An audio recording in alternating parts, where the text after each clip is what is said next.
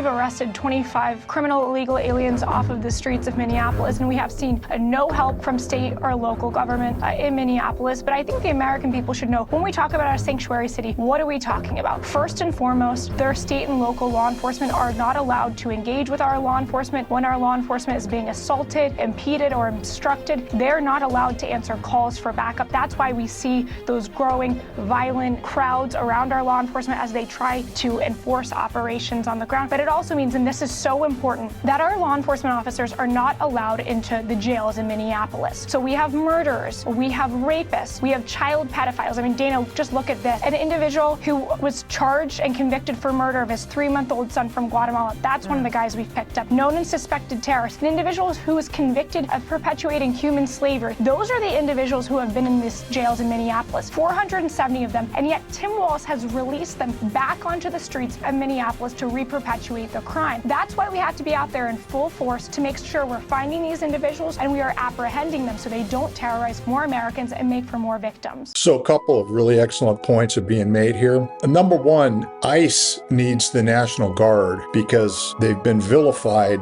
by the mainstream media, by the Democrat Party, which is basically one and the same.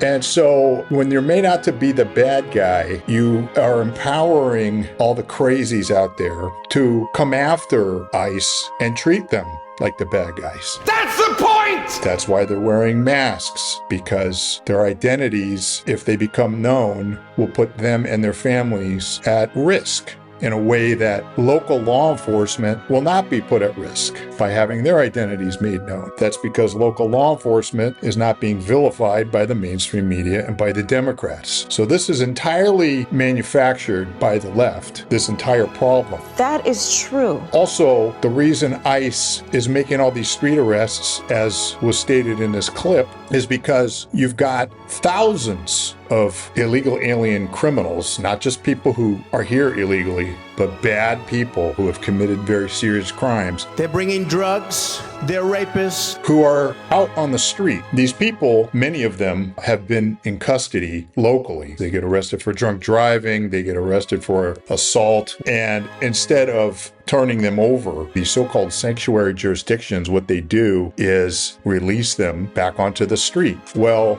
now, as is stated in the clip, of course, these people can victimize more people. They can commit more crimes. Because the people who are breaking the law are the people who are not abiding by it. But also, by releasing them out into the street, you have the additional problem of now ICE need to go into the community and apprehend these scumbags who are already in jail. Look, they built the country. And anything can happen when that happens. If you were to turn these people over when you realize that you have a person in custody who has an ICE detainer on them, then the transfer of custody happens very safely. It's done in the jail. So there's very little likelihood that anyone's going to be injured or killed during that transfer of custody. So it's a no-brainer that you would want to turn them over at the jail.